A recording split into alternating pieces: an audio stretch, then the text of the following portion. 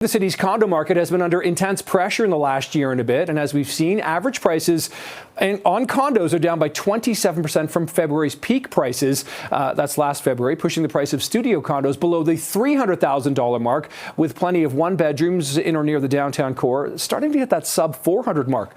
So for a closer look at what's taking shape in the industry and a look at some of those recently sold condos, we're joined this morning by Brittany Kostov, Zoocasa's Industry Relations Officer.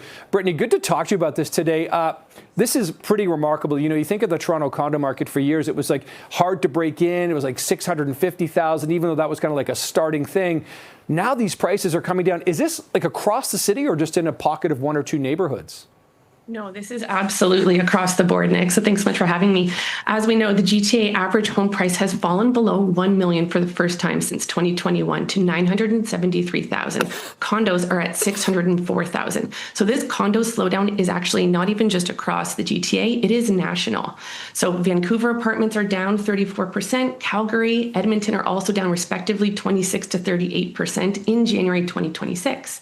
We know the Bank of Canada interest rate is being held steady at 2.25%, and TREB is actually expecting 60 to 70,000 sales in 2026.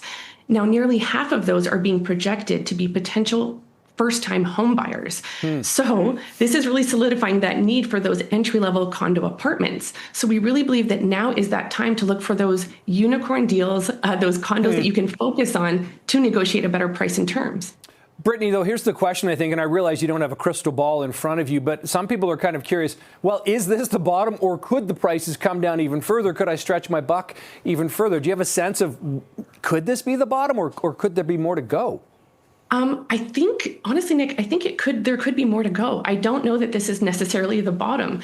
To your point, peak pricing in 2022, we saw 1.2 million on average. Today, we're looking at 924.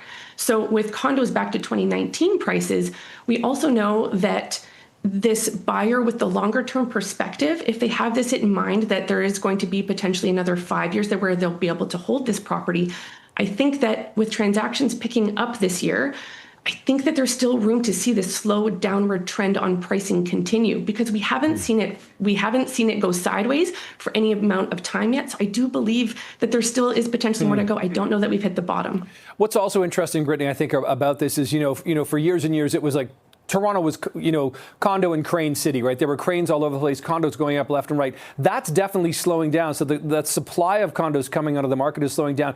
But as you mentioned, Toronto is a destination people are going to want to live in here. So, you know, this really seems like such an opportunity now, because there's not a whole lot being built or going to be finished in the next, 4 or 5 years. Incredible opportunity, Nick. In Yorkville, in downtown, in the financial district, in the Junction, Donlands and Corktown, we are seeing sales of condo apartments under $400,000. And to your point, these are highly desirable locations with desirable features as well. We have a full concierge, we have utilities, direct access to the path and subway at your doorstep, pools, indoor and outdoor. All of these things are coming with these condo apartments for below the $400,000 price point, which is specifically powerful when we look at rental prices in comparison. In North York, we're seeing rental averages for the 2-bedroom around the $2,700 a month. And at the $400 condo price point, you're actually able to get in at $2,000 a month in mortgage payments. Wow, what an opportunity. Okay, if you've got the cash, this could be the time. Brittany Kostov from Zoocasa, really appreciate this conversation this morning. Thanks for this.